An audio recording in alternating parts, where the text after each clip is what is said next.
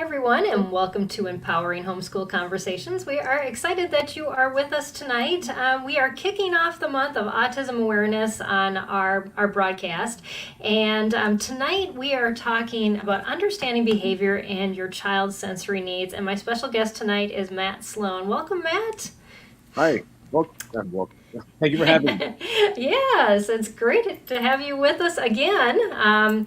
Definitely, Matt has been on our broadcast before, and I will make sure to link that in our YouTube video after this interview, so you can watch that interview as well. But we're glad to have you back, and glad to be talking about this subject. And I was commenting to Matt even before we started about his background. He is in a beautiful Washington State. And outside, so got to enjoy that weather when you can. Especially in Washington, yeah. Yes, exactly. I used to live on the West Coast. Very wet a lot of the time. So yeah, thanks for joining us and talking about this. I know it's an issue that a lot of families deal with, whether we have kids on the spectrum or not. We deal with behavior issues and kind of wonder if they're related to something that we can help our child with, that it isn't just disobedience, it's something that they're dealing with internally. So I'm excited to address that issue and to kind of dig into that a little bit with you. I also want to thank Knotgrass History for sponsoring this episode of Empowering Homeschool Conversations. We will hear a little bit more about them about halfway through this broadcast. So thank you, Knotgrass, for sponsoring this episode. And if you are joining us, I see we have viewers popping on, but we would love for you to be able to share this with someone else that you know that may also have questions, comments about behavior issues and sensory needs for kids, and we want you to be part of the conversation. So whether you're watching on YouTube, Facebook, or Periscope, you can put your questions or comments in the feed and be part of this conversation. So we welcome you to do that. So Matt, as we are getting started, I would love for our audience to get to know you a little bit, what you do, and why you talk about sensory issues, sensory needs, and behavior, how that's all mixed into what you do and what you're passionate about. Yeah, sure. So my name's Matt. I'm an occupational therapy assistant. And that's, occupational therapy has kind of a pretty broad umbrella. Yeah, it really I, does. yeah, there's a lot. There's a lot you can do in that practice. Mm-hmm.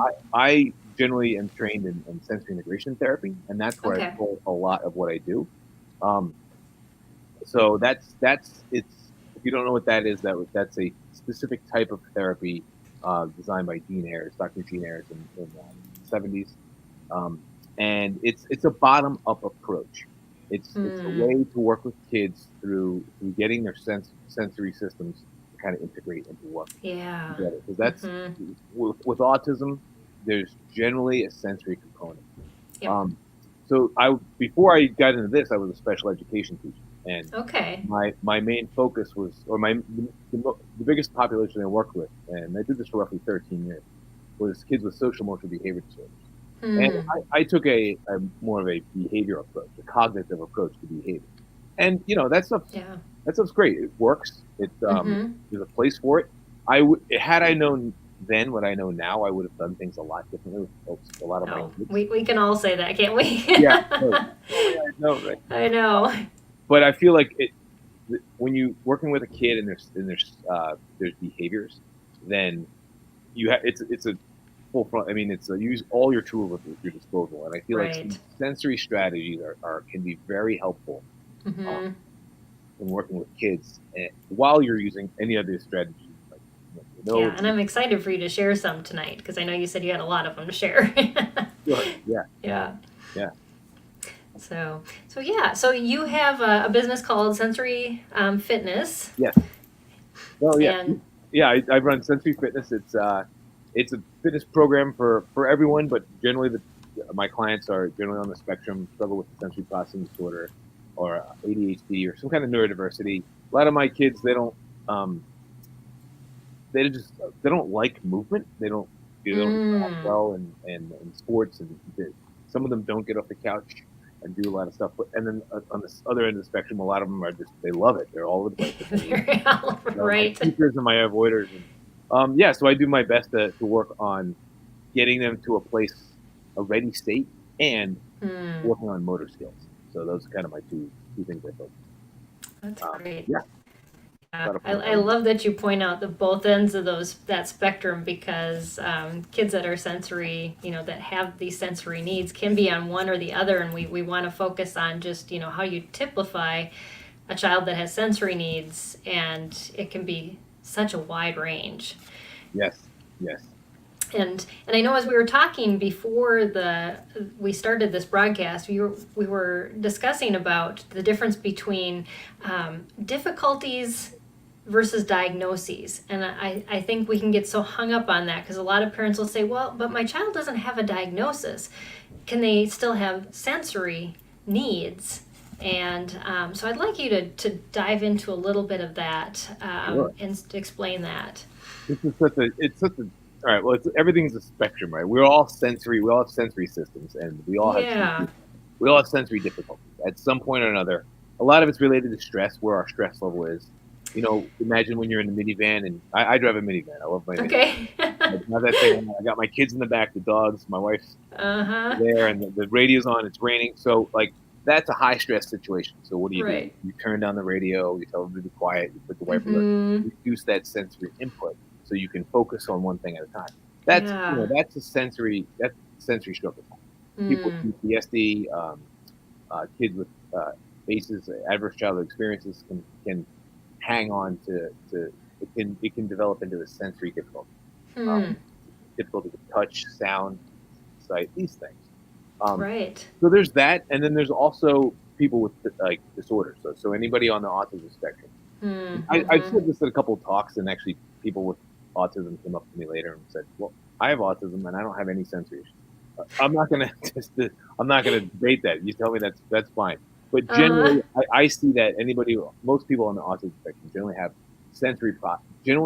sensory processing disorder. And that's disorder is different than the difficulty. Disorder gets in the way of life significantly, to the point where one of my kids, when a teacher spoke, her hands, that's some crisscrossing stuff going on. That gets in the way of life, right?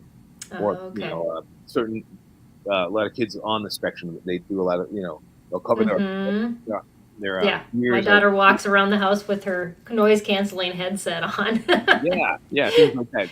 It will stop them from functioning as best they could. So that's a disorder. And if it's significantly impacting, I suggest going to get therapy.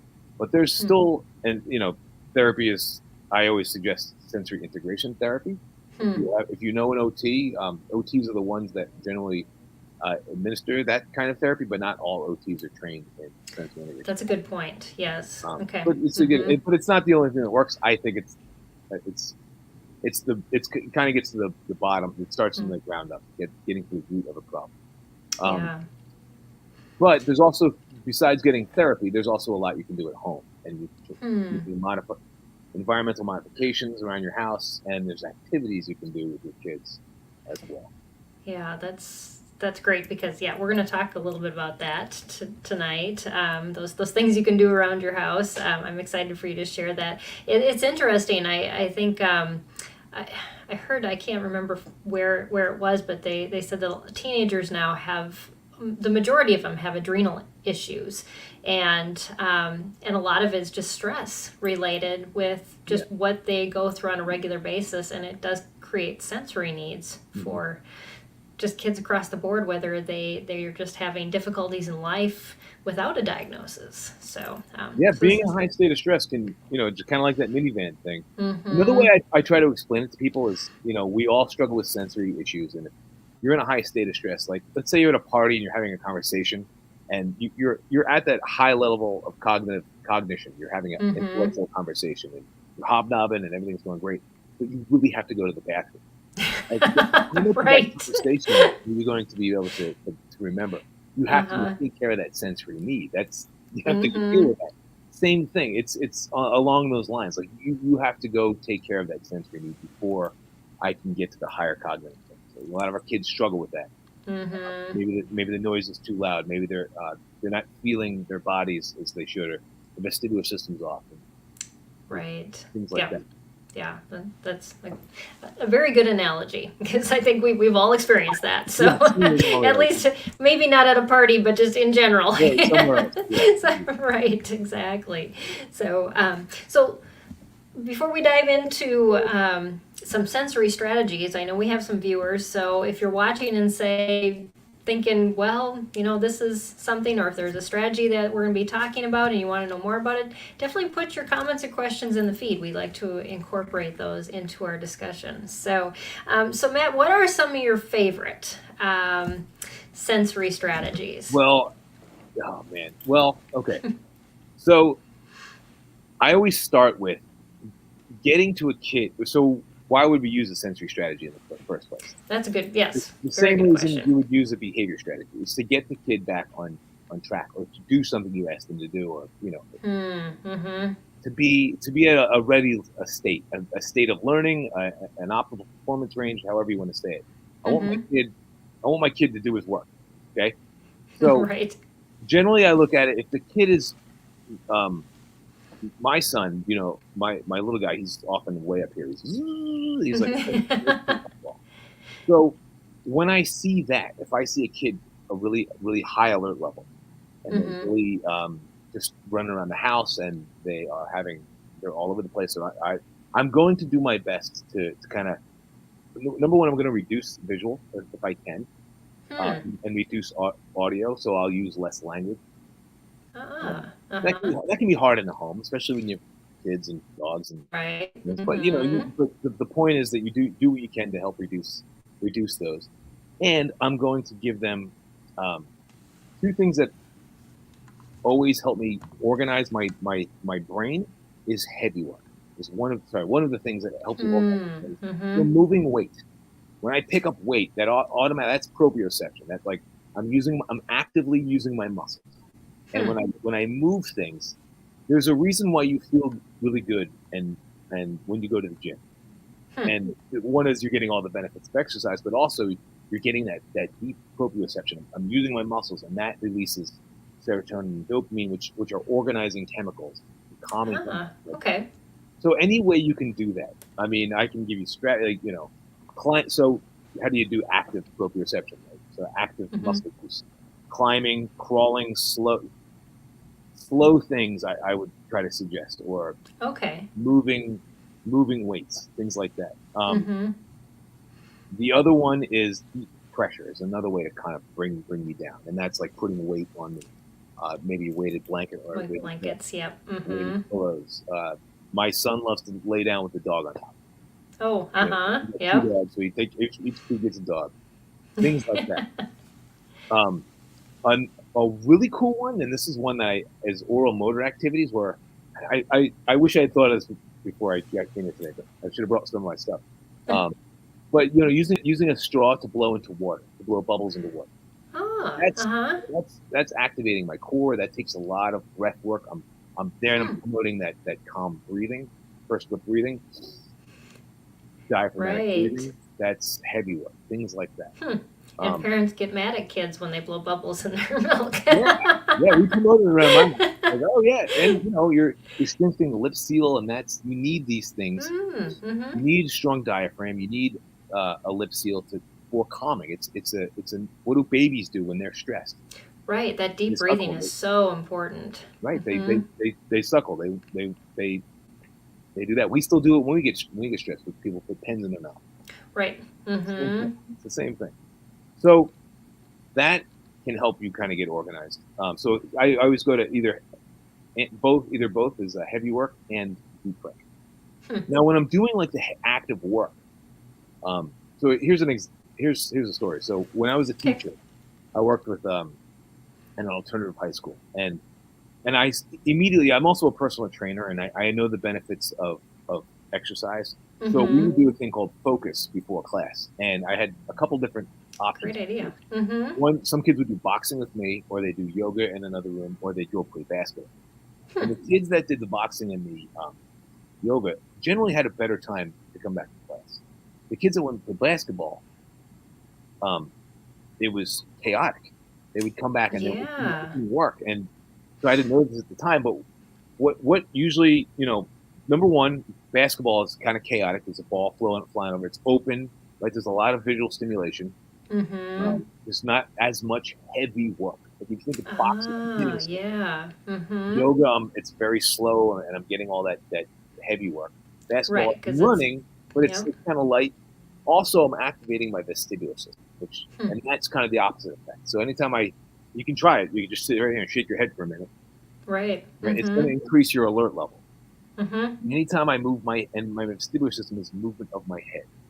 So when I doing these activities, and let's say I have a kid, and I'm trying to give him some active heavy work, and he's crawling over the couch, but he's falling and he's jumping, and his head is moving, and then I see afterwards Uh-huh. he's worse or still having a hard time. Then think about like where his head movement Hmm. was. Things like that. It's not that cut and dry, but it's something to be aware of. Right. Yeah. And I think a lot of times we just see it as annoying instead Yeah, of this is yeah, a sign that this is what this child needs, and maybe we should take a break and do some heavy work or something that yeah. And that would get them on reset. the other side of that, if kids are doing that anyway, if you see a kid like standing on their head or rolling around, they might Mm-hmm. need to get some vestibular input. And that's Right. okay. That's okay to do that. But I would always end with heavy work, with deep Hmm. and or deep pressure. And the oral motor one I think, is one of the best. It's just, the idea with kids' Mm-hmm. mouth juices everywhere, right? But you can blowing up balloons, blowing whistles. Oh Um, yes. Uh-huh. any way to get that, drinking through a straw, and end the activity with just give the kid a straw and drink out of the straw. Mm-hmm. That's a great Yeah. way to do that.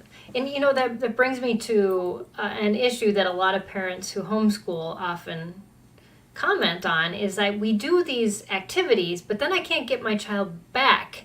Yeah, And so it makes me think that this analogy, the story that you had about the basketball versus the boxing or the yoga, is maybe we're choosing the wrong activities, and it's yeah. harder to get kids back. What else do you have as far as suggestions in that area? Well, I know any movement. I'm always going to defer to movement. If a kid needs to move or they're having trouble focusing, move. I'm not going to. There's no bad movement, right? Hmm. Not really. It all depends on how the kid is after the movement. That's why I always say, no matter what it is you do, try to end it with some heavy work, because Yes. some kids don't like to do the active heavy work. Mm. They just Mm-hmm. don't. Some people just don't like to exercise because they got to move weight. That takes effort. But some Right. people get on a swing. That's easy. I'm not doing a Oh lot of yeah. work, but I'm getting a ton of input. That's a great movement break. Mm-hmm. But as soon as I'm done with those swingings, something I suggest, if you can have a swing in your house or outside, use that. Make sure it's linear as opposed to spinning. Oh. Spinning can have adverse effects even 4 hours later. If the kid's just ripping around. And I've Hmm. heard parents like, "Oh, he loves it." Well, yeah, it's great. He's loving it, but also it kind of shreds the nervous. I mean, it shreds the nervous system, but it can have adverse effects even up to 4 hours later. It's just Wow. I have to too pay attention to that because I do yeah. aerial silks and I spin a lot in the morning.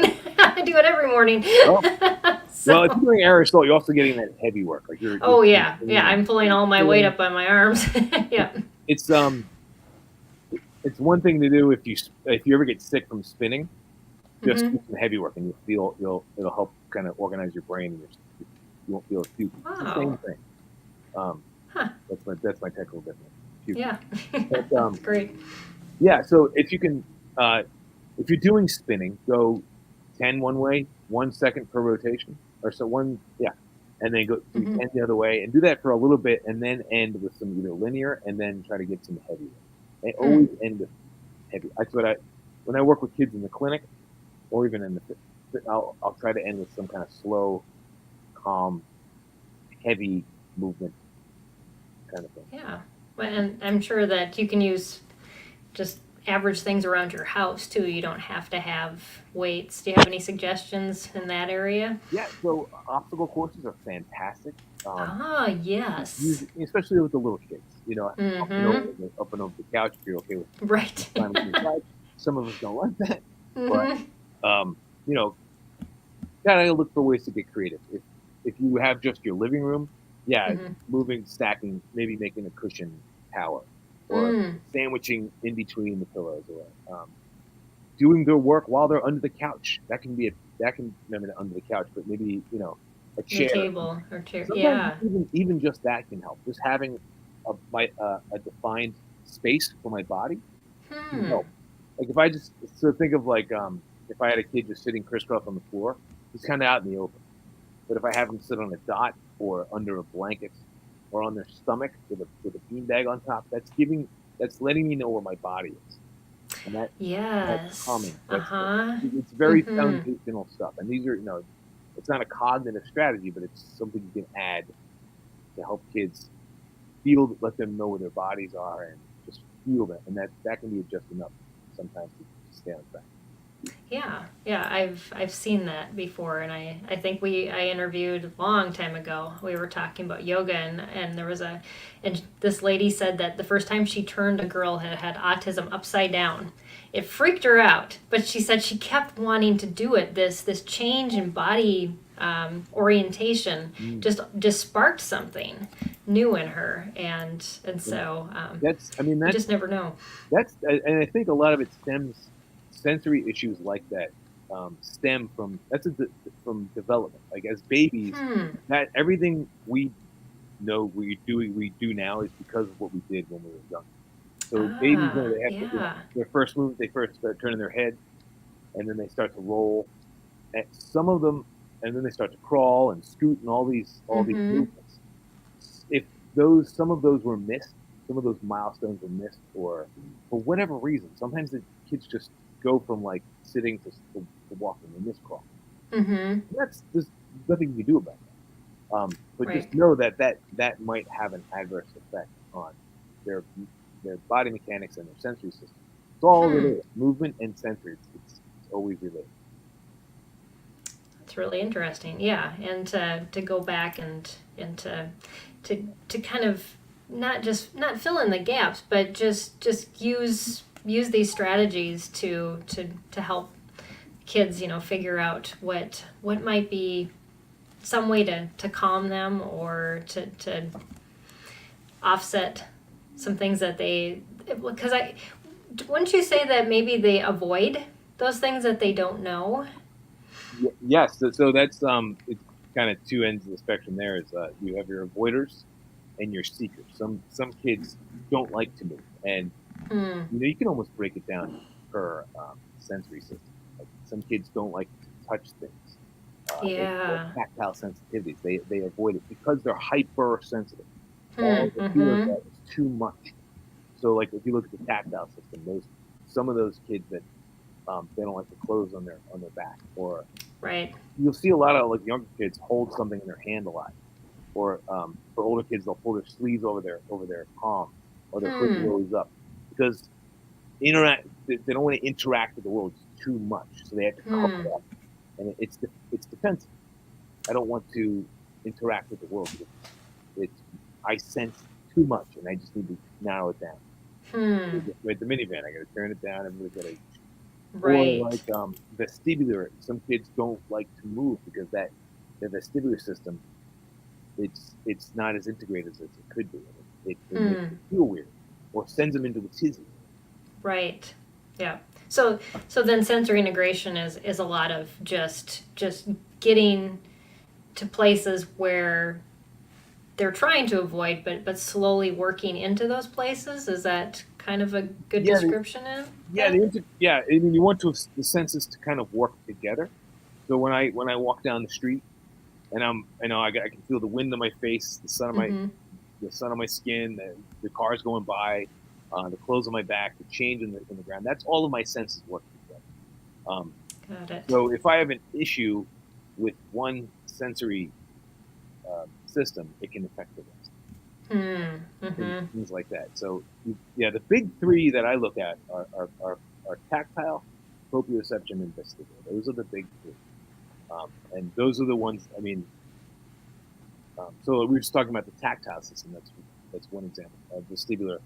Um, some kids, you'll see a lot of proprioception seekers, kids that are active, and they this was me as a kid. I didn't really feel my body. It's almost like when you go over, you're driving and you go down the hill real fast, and you get that feeling in your body. You don't feel your body, so you get up and you do things to feel.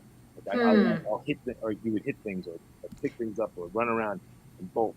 Right. A lot of our elopers, because then that gives me some body sensation. I can feel. Oh, that's good. Now I know where my body is. Okay, now I can. Right. Well, that can be kind of scary as a parent when you see your children doing that. Yeah. But it's good to understand the why behind it and why they're doing that, and to be able to feed that with safe activities so that they become more integrated. Yeah. So you asked me for some strategies. We kind of just talked about heavy work stuff and some muscular, but tactile is a big piece of that. There's a lot of tactile activities. Just having depends on the kiddo, but having a brush. Yes, I've heard of that. And it could be a comb or whatever, or letting them. That's that deep squeeze, that deep pressure. That's tactile. Tactile is light touch and deep pressure. It's outside in. So kids that can squeeze into stuff or have certain textures they can pet. If you have a dog, that can also be very helpful. Oh yeah, I didn't think about that. All the more reason to get a pet. Yeah, true. Well, we have 3 cats and a dog, so I think we've fulfilled that one. We have a question from a viewer, or just a comment, I guess. Kenya says, this information is excellent. My kids need sensory integration therapy. I live in the Dominican Republic, and it's hard to find a good OT. Matt has some things online that could you give her some information just about what you do and how I'm going to put your website up again so that I have some things on at sensoryfitness.org. I have there's some videos that I have on there you can check out. I'm in cahoots with Lackey Kid. You can go to their website and we do a couple videos once a month. There's some stuff on YouTube.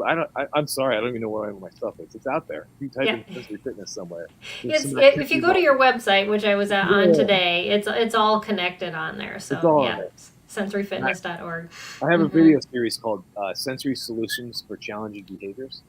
So dogs make a lot of noise. And that's the whole video series dedicated to teaching. It's dedicated to teaching parents and caregivers how to work with, give us some sensory tips at home. Getting into the meat of whatever the stuff I just talked about. Yeah, that's great because there are people like Kanaya that do live in rather remote places, and I used to live on a farm in the middle of nowhere, and having some resources to be able to use was definitely helpful when I had younger kids. So having those resources online, and with COVID, it seems everybody's going online anyways. So she said thank you for that. So before we dive into any more, and especially we're going to also talk about just movement in general, which I know we've been talking about a little bit too. Let's take a break and hear from our sponsor, and then I'll bring Matt back and we'll continue this conversation. So if you have questions or comments, like Kanaya, definitely put those in the feed and we will include those in our conversation the next half an hour. So I'll give you a break, Matt, and I'll see you in just a few moments. And I would love to thank Knotgrass History for sponsoring this episode of Empowering Homeschool Conversations. Knotgrass History, I'd just love to tell you about them and also let you know that we've done already one unboxing. We're working on another one but on our YouTube channel, we're going to have some reviews coming out about some of their history programs. But Knotgrass History helps families like yours succeed at homeschooling. Students enjoy learning and parents feel confident teaching. Knotgrass History history curriculum use narrative lessons, primary source documents, historical novels and biographies, and hands-on activities to create engaging learning experiences for children of all ages and abilities. Your family can study U.S. history, world history, geography, government, civics, and economics. And I'm reviewing their economics high school program. So Knotgrass History helps history learners become history makers. You can visit them at knotgrass.com and learn more about them today. So thank you, Knotgrass, for sponsoring again this episode of Empowering Homeschool Conversations. And definitely you can check them out at knotgrass.com. So we're going to come back here. Let me bring Matt back up on the screen. And so we've had a great first half an hour talking about a lot of things, and Amy just says, sorry, late. That's okay. It's even if you're joining us late, we just want you to know that this is all being recorded. It'll be on YouTube indefinitely, as long as YouTube's there. So you can go back and catch the first half an hour after we are done with the live recorded sessions. So, or you can listen to the podcast that's going to be coming out on Sunday as well, and you can check out all those links on our website at spedhomeschool.com. So Matt, we had a good first half an hour talking about some sensory strategies and a whole lot of other things about behavior and the difficulties, diagnoses, and just kind of how we all have sensory issues, is kind of the meat and potatoes of it all, and in that we need movement. So why is that? As I told you before the broadcast, a lot of times parents will say, but I just want to get the work done. Why do we have to take time for this? And can't we just plow through the schoolwork, just do a little bit of movement and call it good?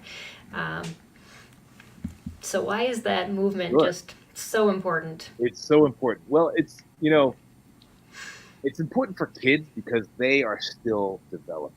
So movement is crucial for brain development. That's just the bottom line. Everything we learn is because of movement. From the time we come out of the birth canal, until today, movement is incorporated in everything. So I just totally got off track. That's okay. Movement is, because especially for kids, movement is crucial. So there's that, and kids aren't moving as much as they used to.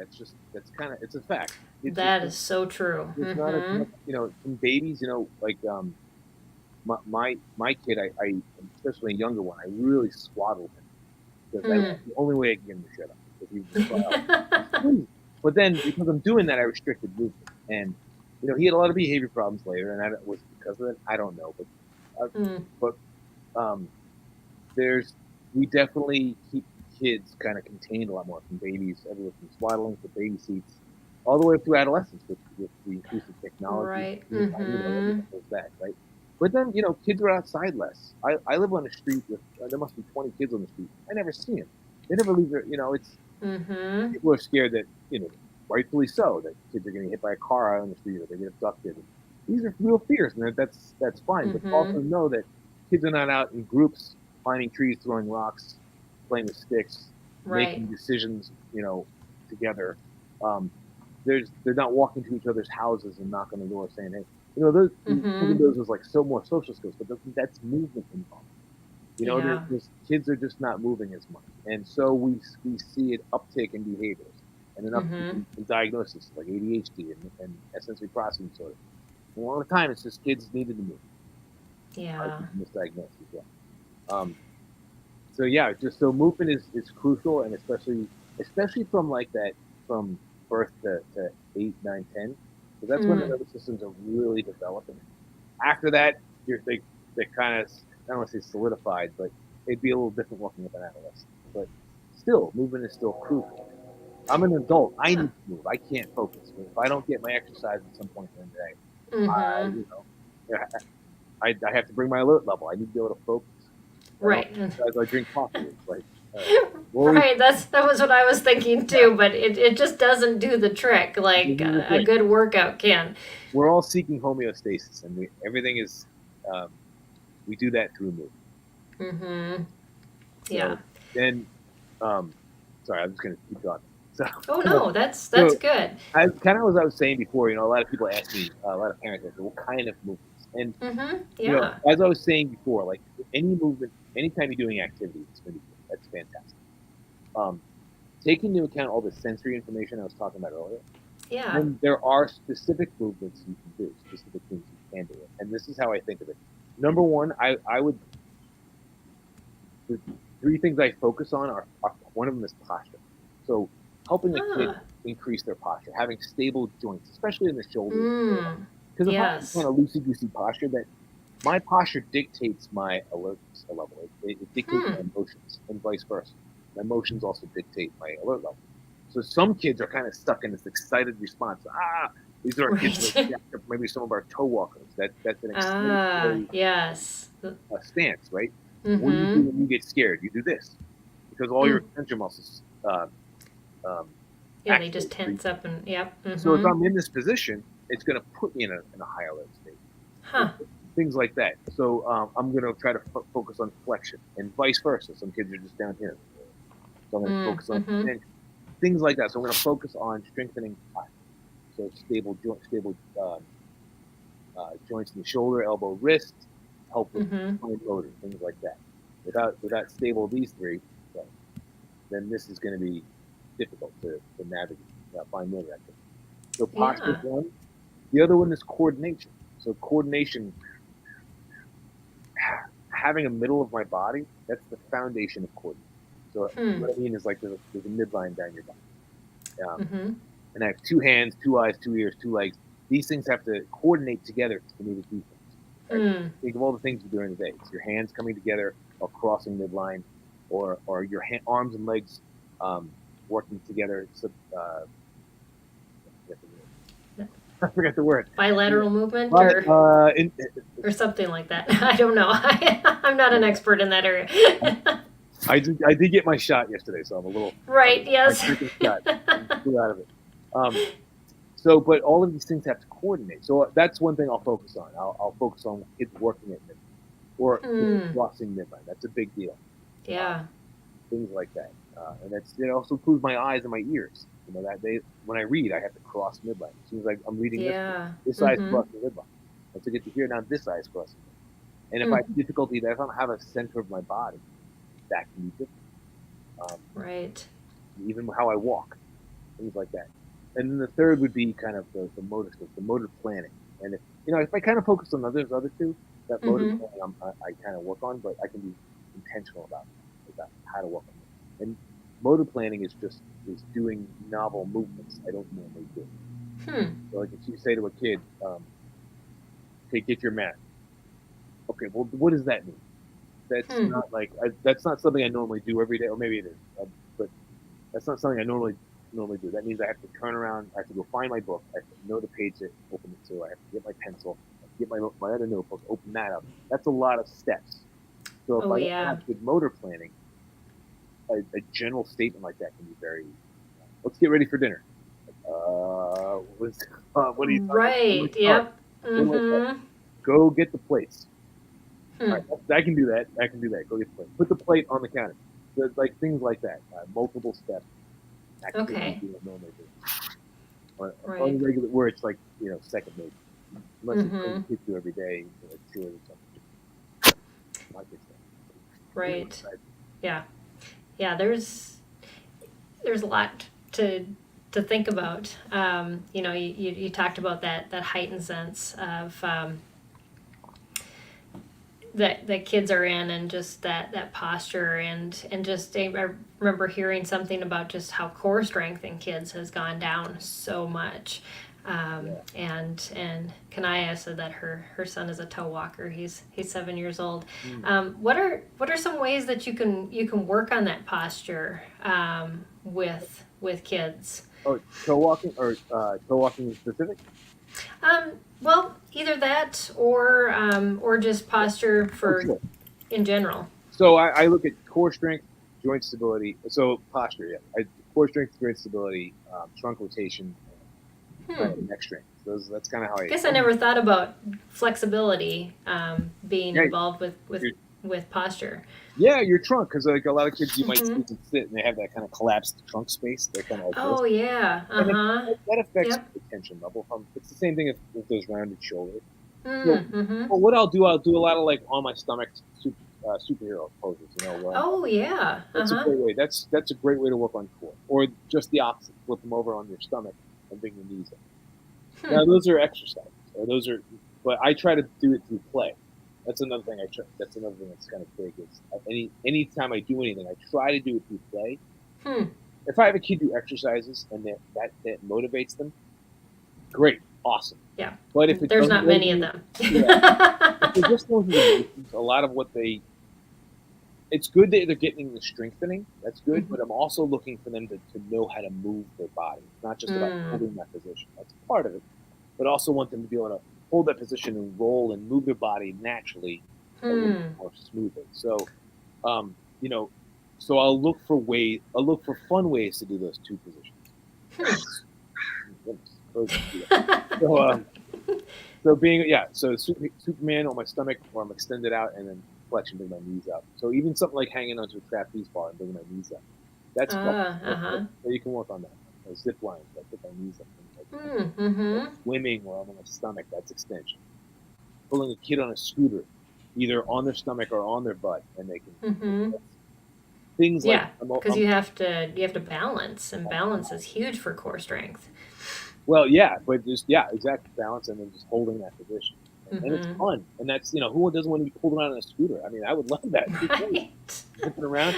So and then having fun, and they're working on hand strength. You're working on shoulder stability because they're maybe a rope or something. Oh yeah, yeah. I think we used to use skateboards for that too. Yeah, When we were little, you just go down the driveway on those things. Yeah. But yeah. And Didn't know we were working on our core strength. That's what you do when being outside, and kids will naturally gravitate towards those things. I just feel like a lot of that time outside, climbing trees, throwing rocks, digging in the dirt, is limited. That's not true in all the cases, but I feel like from what I see, a lot of my kids that I see, I ask them how much time they spend outside. Like, well, I played 8 hours video games. I'm like, yeah. Yeah. Well, I was the mother with my teenage daughter who said the same thing a couple weeks ago, and she stopped doing aerial silks because she was so sore and had so many other issues, and I was like, oh yes, she hasn't been on them and hasn't done any exercise, but yeah. Fortunately, she had somebody else talk her into it, telling her she needed to do it. Because I think we get those teenagers and they're like, they don't want to listen to mom and dad, but maybe they'll have another voice of reason speaking into their lives. So, I mean, I might have sounded a little condescending there, like get your kids outside. But I mean, my kids are inside right now watching a TV show. Yeah. So, but it's just to be aware that we us as parents, especially we're at home with our kids, we need our time, and to structure my kids' time all the time, it's exhausting. It's impossible. Right. So, knowing the movements that help with motor skills and core strength and all of that is alone beneficial. So when they do it, you can kind of focus on that. Yeah, that's a good point, and it's nice to to know what would be most effective if we have that time or we plan it into our homeschool day, so that so it's getting them the things that they need to build on those 3 areas that you were talking about. So we talked about I'm blanking posture and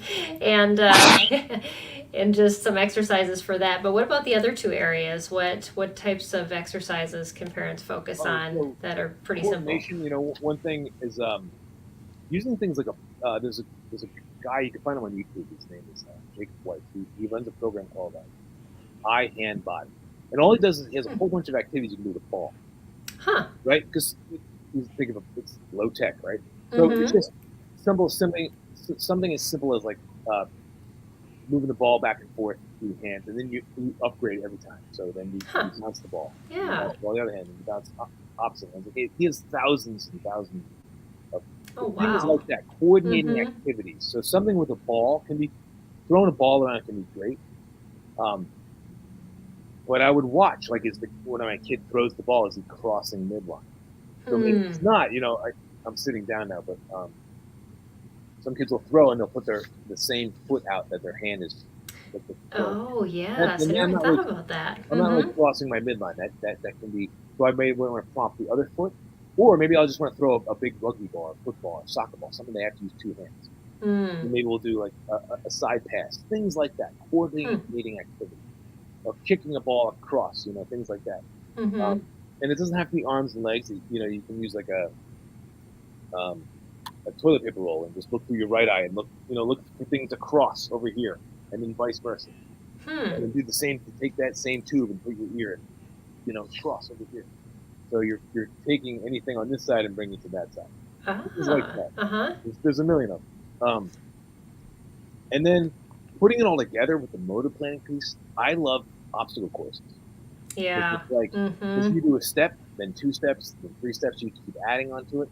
One Mm-hmm. thing I always try to promote is I do, we do, you do. So Oh, that's kids a that have great. difficulty with motor Mm-hmm. planning, so I model it, and then we Mm-hmm. do it together, so they're kind of getting more support, and then they come up with, or they make the same one you made, and then they come up with their own, and then Mm-hmm. you go through it, things like that.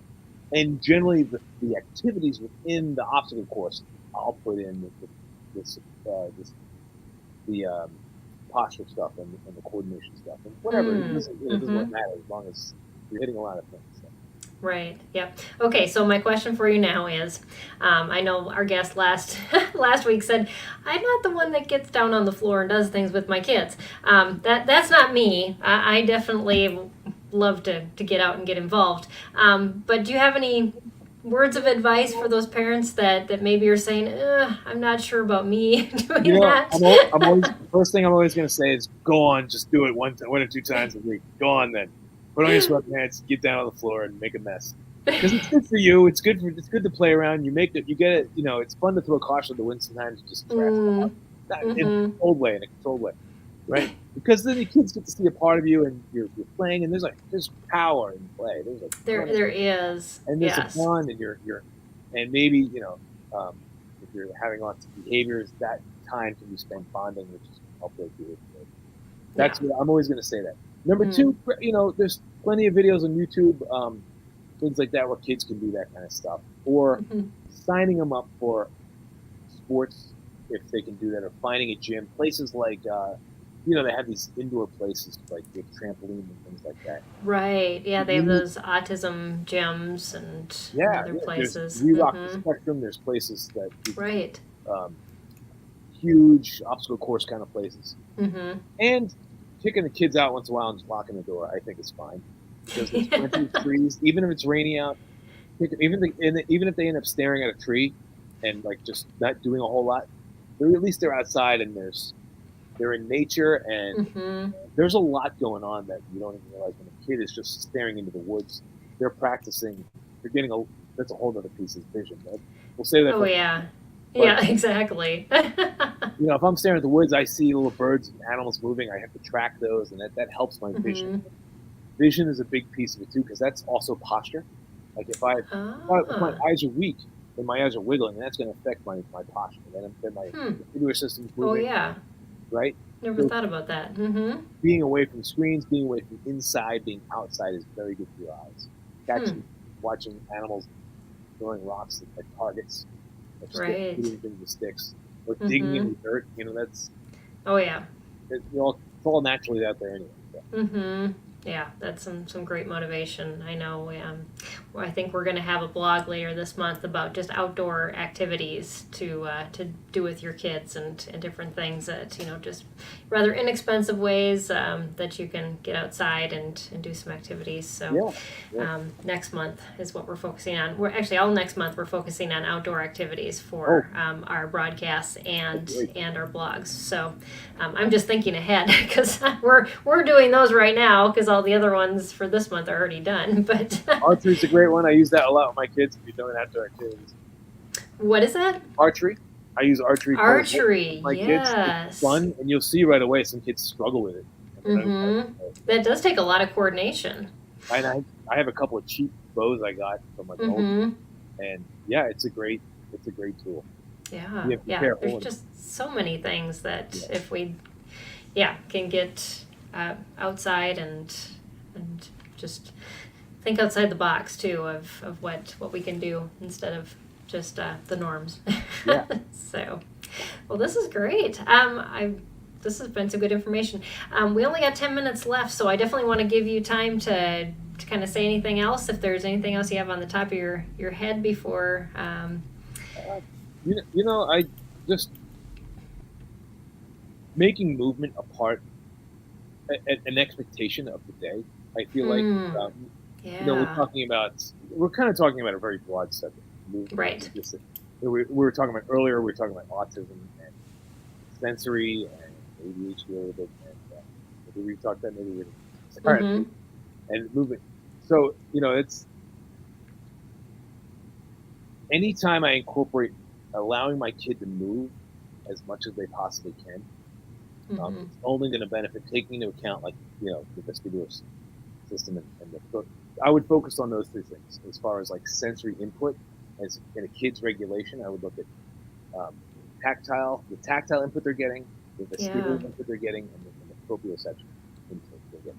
And then I would reduce, if it's too much, reduce the visual and audio. And as well, you kind of have like this kids that like to do stuff and kids that don't like to do stuff. So kids that I would call that passive and active. So the active kids are kind of easy, right? You just give them an activity and do it. Right, exactly. But other kids, it's hard. So that's why I would like incorporate where you have to figuring out a way to get the kid to move. So things that move, like swings, they're getting the benefit of movement without doing a lot of work. And if I'm just pushing a kid, I'll do that for a minute, and maybe I'll add a rope they have to hold on to. So now they actually have to use their hand. And they're getting that. Now they're getting that. Oh, that's a great idea. Yeah. And then maybe I'll get a bungee cord and they start pulling themselves. So always, if I'm starting passively, I'm always going to kind of try to up it. Get as much as I can at it. That's if I don't have a swing, great advice. As you're saying, skateboarding, things like that. Something they can scoot or slide, or dragging a kid on a sheet across the floor. Right. Yeah. That's a good point, because kids will just, if they tend to be that one that wants to sit, they're gonna try to stay in that mode. Yeah. It's hard. Especially if they're maybe sitting down using a tablet or they're on a screen it's hard to get them to up and move. So, but if you think about it, it's like if you ever get on a roller coaster, and when you get off that roller coaster, you're jazzed. Right. And you didn't do any work. You're just on a roller coaster. You're very alert. You're very awake. For better or for worse, you're awake. Right. So finding ways to get that body moving without them having to do it, and then you can get them engaged. It's kind of like bringing that alert level up, and then get it. Yeah, that's a good point. And so it is possible. I think that's what's most important for parents to know is, we've got these kids that are either, gonna drive us completely crazy because they're running around the house and doing all these things, or those that are just completely sitting still and we can't get them moving, but there's hope for both ends. Yes. So, well, thank you, Matt, for sharing all of those strategies. And we the title of our broadcast tonight was Understanding Behavior and Your Child's Sensory Needs, and so I hope, as our parents have been listening, you understand how behavior is so related to the sensory needs of your child. Like we talked about earlier, I love how you pointed out, Matt, that it doesn't have to be a diagnosis. It can just be a difficulty, and that's something that anybody, any child, any adult can deal with. So I do want to give you time to talk a little bit about your website, sensoryfitness.org. I had said to Matt, I said he has a master class and he has a 5-day challenge that I wanted him to talk about for sure. Yeah. The master class, I think it's on my website. If not, it's on It is. Yep. Okay, great. Thanks. I was on it today. It's not my thing. So, yeah, master class is it's access to my video series, which I add to once a month, and there's like 45 videos on there. That's awesome. And you also get access to a bunch of Latchkey Kid stuff. They have sensory equipment, and then also once a week we do this fitness class. It's half an hour. It's on Tuesdays at 4 Pacific time. It's a lot of fun. So, and we have a couple other time slots as well. There's that. Then there's the 5-day challenge, which is, I'm not even sure what that is anymore. Oh my goodness! It was something about parents and kids to get them active. Yeah, sorry. It's 5 challenges that with video examples that you do, and you cool. take videos and submit them and post them, and you get discounts through Latchkey Kid and all that. So that and Latchkey Kids is one of our partner organizations, so they've got some great stuff, and I know they're partnered with you too. So that's. And then I'm putting together, if anyone's a fitness professional, I'm putting together a fitness for autism certification. So anybody that works with kids on the spectrum, doing fitness with them, and it's kind of a different approach than other programs, because I kind of take the sensory approach, more of a bottom-up approach, as opposed to more of a cognitive kind of approach. So that'll be that's great. Yeah. So definitely check out sensoryfitness.org for all of those resources that Matt has, and yeah, this has been just a great hour of information, and I hope it's been encouragement for a lot of families too. You just have so much to share, Matt. I appreciate you coming back on our show again. Thank you very much, Peggy. Thanks for having me. Yeah, and I also want to thank Knotgrass History for sponsoring this episode of Empowering Homeschool Conversations. So next week we are going to continue Autism Awareness Month and be talking about autism homeschooling with an autism homeschooling pro. You would actually call her the expert, Cheryl Swoop, who is the author of Simply Classical, and she's written a book on that. She has a curriculum related to that, and she used to be on our board of directors here at SPED Homeschool. But a lot of people just love what Cheryl has to say. She has a very gentle approach to homeschooling and has 2 adult children now on the spectrum. And she's homeschooled them all the way through and continues to teach them now into their adult years. So Cheryl will be on with us next week. So you'll definitely want to join us for that broadcast. And other things we have going on at SPED Homeschool, we would definitely like you to subscribe to our YouTube channel. We also have a newsletter that comes out twice a week. If you don't know that, you can go to our website and subscribe to that. All our blogs this month are also related to autism. So if you're homeschooling a child on the spectrum and want some tips, tricks, just some general information, all of our new blogs, as well as we'll be highlighting some of the older content on our website as well. And then we have webinars that we just started. And so those are once a month, how to homeschool. And if you're new to homeschooling your high schooler that's a struggling learner, and also getting creative with your curriculum. And those are put on by some of our team members who are amazing. They are better teachers than I am. So you'll definitely want to check those out. But thank you again, Matt. Thank you for plowing through this, even though you had your second COVID shot. And yes, I think you need a rest after this. And thank you again, Knotgrass History, for sponsoring this episode, and all of you for joining us. We appreciate our viewers, and look forward to seeing you again right here next week, same time, same place. So have a great night, everybody, and we'll see you next time.